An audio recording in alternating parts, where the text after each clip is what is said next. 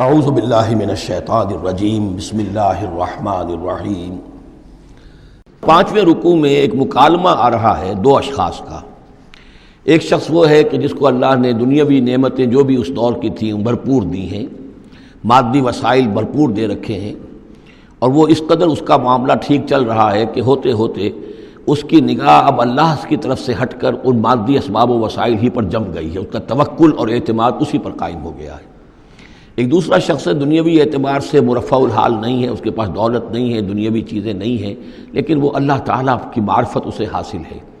وہ اس دولت مند آدمی کو کوئی نصیحت کرتا ہے کہ تم اللہ کو بھول گئے ہو، تمہیں چاہیے کہ ہم تمام چیزوں کے اوپر جو بھی اللہ نے تمہیں دی ہیں اس کا شکر ادا کرو، اس کا حق ادا کرو۔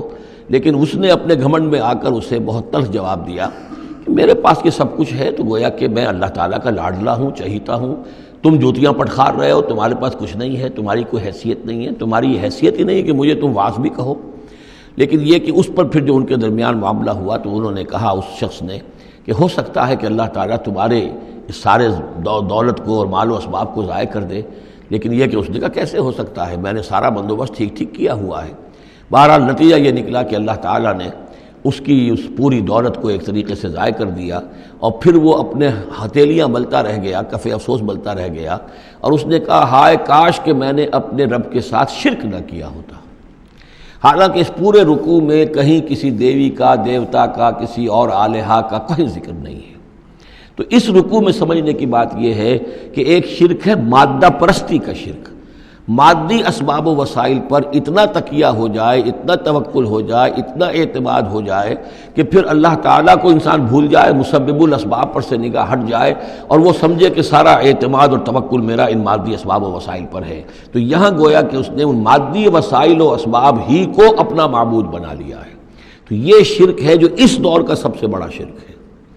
اس دور میں بت پرستی کا شرک بہت کم رہ گیا ہے، اب ستارہ پرستی کا شرک کہاں رہ گیا ہے؟ کون لوگ ہیں جو ستاروں کو پوجتے ہیں؟ اب تو انسان سمجھتا ہے ستاروں تک تو ہم پہنچ ہی جائیں گے، ہمارا علم تو پہنچ ہی چکا ہے، چاند تک ہم اتر آئے ہیں، اب چاند کو کون پوجے گا؟ یہ جو اب ساری جو ہے اب جو پوجا پاٹ ہو رہی ہے وہ تو مادہ پرستی کی ہے، وہ دولت کی ہے، وہ در حقیقت یا وہ نظریاتی طور پر وطن پرستی ہے، اس کا ایک شرک ہے۔ تو یہ اس دور کے شرک کو سمجھنا بہت ضروری ہے، اور یہ رکوع اس اعتبار سے کہ اس میں کسی دیوی دیوتا کا ذکر نہیں ہے۔ تو شرک کون سا کیا اس نے؟ وہ شرک یہی ہے کہ اس نے دنیاوی مال و اسباب اور مادی اسباب و ذرائع کے اوپر اپنے سارے توکل کو جو ہے اس کے ساتھ منسلک کر دیا، یہی گویا کہ اس کو معبود بنا لینا ہے۔ وَاضْرِبْ لَهُم مَثَلَ الرَّجُلَيْنِ، ان کے لیے بیان کیجئے دو اشخاص کی مثال۔ جعلنا لأحدهما جنتین من اعناب، ان میں سے ایک کو ہم نے دیے تھے دو باغ انگوروں کے، وحففناہما بنخل، اور ان دونوں کو گھیرے میں لیا ہوا تھا کھجوروں کے درختوں نے۔ اب دیکھیے کہ انگوروں کی بیلیں ہیں، اور چونکہ ادھر ادھر سے ہوا تیز نہ آئے تو کھجوروں کے جھنڈ جو ہیں وہ چاروں طرف لگے ہوئے ہیں، تاکہ ان کے مابین جو اس کی انگوروں کی بیلیں ہیں وہ بڑی محفوظ ہیں۔ وجعلنا بینہما زرعا، اور ان کے درمیان کھیتی بھی تھی، یعنی یہ کہ اناج کا سامان بھی ہے اور انگوروں کی بیلیں بھی ہیں، اور یہ کہ کھجوروں کے درخت بھی ہیں۔ کلتا الجنتین آتت اکلہا، اور وہ دونوں باغات اپنا پھل دیتے تھے، ولم تظلم منہ شیئا، سال بسال پھل آ رہا ہے، سال ہر سال ہو گئے، ہر سال پھل آ رہا ہے، اس میں کوئی کمی نہیں کرتے تھے۔ جب یہ چیز چلتی رہتی ہے تو آدمی کا خود بخود ایک توکل جو ہے وہ اس چیز کے ساتھ وابستہ ہو جاتا ہے، وہ بھول جاتا ہے کہ اس کی اللہ تعالیٰ کے فضل و کرم سے ہے یا اللہ کے اذن سے ہے، بلکہ یہ کہ وہ انہی چیزوں کو سمجھ بیٹھتا ہے کہ یہ دائم ہے اور قائم ہے۔ وَفَجَّرْنَا خِلَالَهُمَا نَهْرًا، اور ہم نے ان کے مابین ایک نہر بھی نکال دی تھی، آب پاشی کا بھی پورا نظام موجود ہے۔ وَكَانَ لَهُ ثَمَرٌ، اور اس کے میوے بھی تھے، یعنی یہ بھی تھا کہ باغ جو ہے پھلا ہوا اس وقت، انگور بھی ہیں اور کھجور بھی جو ہے درخت جو ہیں لدے ہوئے ہیں۔ اور ایک اس کا مفہوم یہ بھی ہے میرے نزدیک جو زیادہ راجح ہے کہ اس کو اولاد بھی اللہ نے خوب دی تھی۔ جیسے درختوں پر پھل لگتا ہے تو انسان کے لیے اس کی اولاد جو ہے اس کے پھل کی حیثیت رکھتی ہے، تو گویا کہ اس کو اولاد بھی ملی تھی۔ فقال لصاحبہ وہو یحاورہ، تو کہا اس نے اپنے ساتھی سے، ان سے وہ گفتگو کر رہے تھے، آپس میں گفتگو کر رہا، انا اکثر منک مالا واعز نفرا، میں تم سے کہیں بڑھ کر ہوں مال میں اور نفری میں۔ اب یہ نفری کے حوالے سے میں نے کہا نہ لہو ثمر، اس کے بیٹے بھی تھے، اولاد بھی تھی، تو اس کے حوالے سے وہ نفری کی بات بھی کر رہا ہے، میرے بازو بھی بہت ہیں۔ وَدَخَلَ جَنَّتَهُ، اور وہ داخل ہوا اپنے باغ میں، وَهُوَ ظَالِمٌ لِنَفْسِهِ، اور وہ اپنے جان پر ظلم کر رہا تھا، یعنی اسی گمراہی کے اندر مبتلا تھا. قال ما اظن ان تبید هذه ابدا، انہوں نے کہا میں نہیں سمجھتا کہ یہ باغ بھی کبھی اجڑ سکتا ہے. کیا مجھے دھمکا رہے ہو کہ اللہ تعالیٰ جو ہے کہیں تم میری یہ دولت سلب نہ کر لے؟ دیکھو میں نے کھجوریں کس حساب سے یہاں پر لگائی ہیں کہ کوئی اگر آئے بھی، کوئی باد سرسر آئے یا کوئی اور بھی ہوا کا تیز لو کے جھونکے آئیں تو وہ میری انگوروں کے بیلوں تک نہ پہنچے. یہ گویا کہ سینٹینلز کھڑے ہوئے ہیں، کھجور کے درخت جو ہیں وہ روک رہے ہیں. پھر میں نے یہاں پہ آب پاشی کا نظام ہے، نہر چلی ہوئی ہے. ما اظن ان تبید هذه ابدا، میں نہیں سمجھتا کہ میرا یہ باغ جو ہے کبھی یہ کہ برباد بھی ہو سکتا ہے. وما اظن الساعة قائمة، اور یہ جو تم قیامت وغیرہ کی بات کر رہے ہو، اول تو میرا گمان نہیں ہے کہ کوئی قیامت کھڑی ہونے والی ہے. وما اظن الساعة قائمة، میں نہیں سمجھتا کہ یہ قیامت ہونے والی. ہاں ڈکوسلے سے ہیں، کچھ بڑوں سے سنا تو ہے. اور یہ کہ وَلَئِن رُدِدتُّ إِلَىٰ رَبِّي، اگر مجھے لوٹا ہی دیا گیا اپنے رب کے پاس، لَأَجِدَنَّ خَيْرًا مِّنْهَا مُنْقَلَبًا، تو مجھے وہاں لازماً ملے گا بہت بہتر لوٹ کر. اب اس کے اندر ایک فلسفہ ہے ان کا کہ جب اللہ نے مجھے یہاں دیا، اللہ کے وہ منکر نہیں تھے، اللہ نے مجھے یہاں دیا ہے تو اس کا مطلب یہ کہ میں چہیتا ہوں، لاڈلا ہوں، یا اللہ نے مجھے کچھ صلاحیتیں دی ہیں، میں نے بڑی عمدہ پلاننگ کر کے باغ بنائے ہیں، سارا اس کا بندوبست کیا ہے. تو یہ میری جو صلاحیت ہے، یہ اللہ کی دی ہوئی جو میرے اندر ہے، یہ جو خیر ہے، یہ کہاں چلا جائے گا؟ آخرت میں بھی مجھے پھر ملے گا اور اس سے بہتر ملے گا. اور تم جیسے یہاں جوتیاں پٹخار رہے ہو ایسے ہی وہاں پٹخارو گے. وَلَئِن رُدِدتُّ إِلَىٰ رَبِّي، اگر بالفرض ہو ہی گیا ایسا، لوٹا ہی دیا گیا میں اپنے رب کی طرف، لَأَجِدَنَّ خَيْرًا مِّنْهَا مُنْقَلَبًا، تو اس سے بھی بہتر مجھے وہاں پر ملے گا. قَالَ لَهُ صَاحِبُهُ، اب اس اللہ کے بندے نے جو نیک بندہ تھا کہا اس سے، اس کے ساتھی نے، وَهُوَ يُحَاوِرُهُ، اور ان سے گفتگو کر رہا تھا، أَكَفَرْتَ بِالَّذِي خَلَقَكَ مِن تُرَابٍ، کیا تو نے کفر کیا اس ہستی کا جس نے تجھے مٹی سے بنایا، ثم من نطفہ، پھر پانی کی گندے پانی کی بوند سے بنایا، ثم سواک رجلا، پھر تجھے ایک پورا انسان بنا کر کھڑا کر دیا. اب یہاں اور تجھے کفر کون سا کیا؟ یعنی یہ کہ وہ رب مان رہا ہے اللہ کو، اور رب کے ساتھ اس نے کسی اور کا ذکر نہیں کیا ہے. مطلب یہ کہ آخرت کا انکار در حقیقت اللہ کا انکار ہے. اگر تم آخرت کے بارے میں جو کہہ رہے ہو کہ نہیں میں نہیں سمجھتا کہ یہ کوئی ہونے والی بات ہے، تو چاہے تم اللہ کو اقرار کر رہے ہو لیکن حقیقت میں اگر آخرت کو نہیں مانتے تو گویا کہ اللہ کا انکار ہے.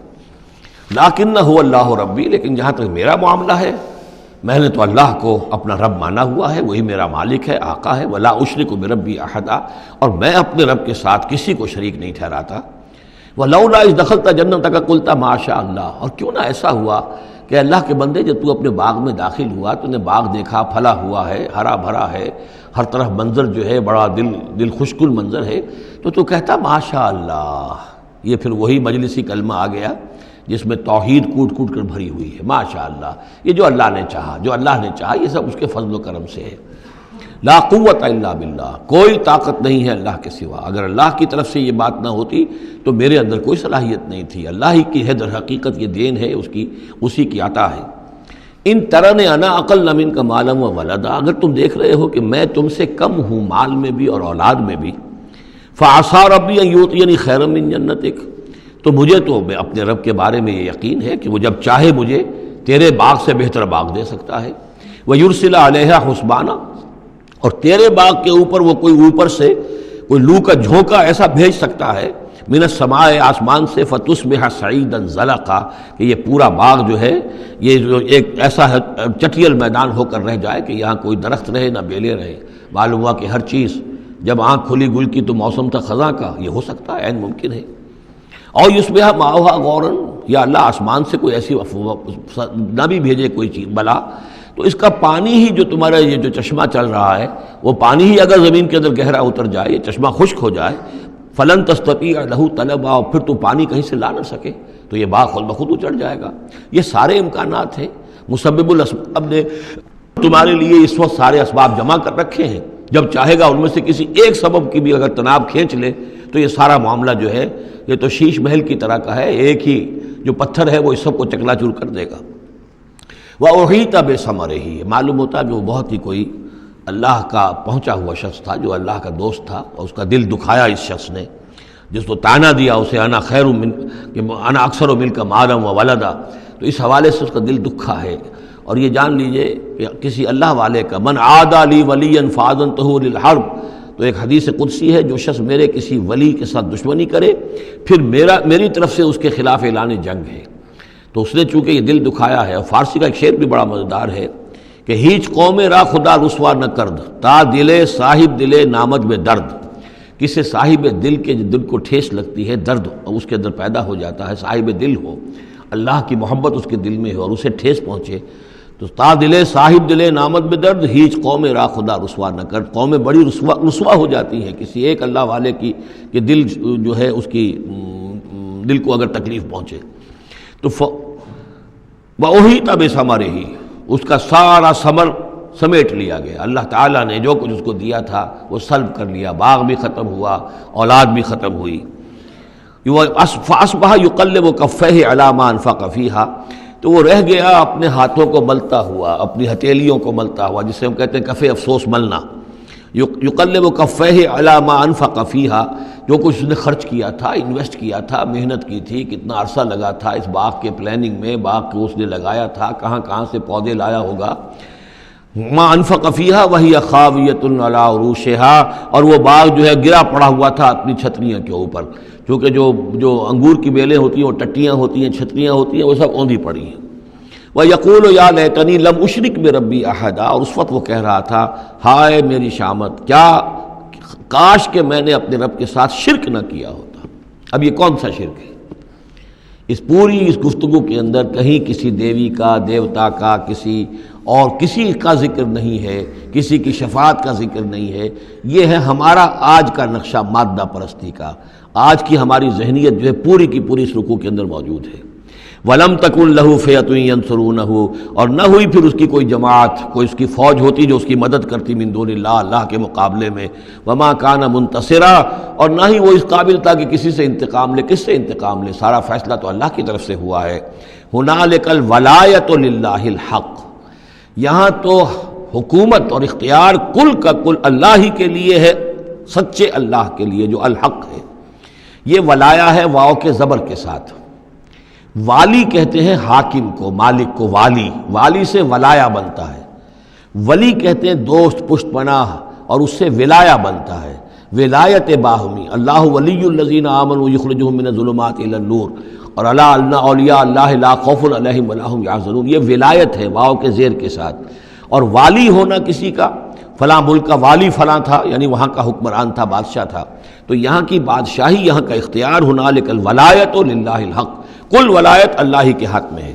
ہوا خیر ثوابا و خیر عقبا، یقیناً وہی بہتر ہے انعام دینے والا، اور وہی بہتر ہے نتیجے کے اعتبار سے، عاقبت کے اعتبار سے۔ صدق اللہ العظیم۔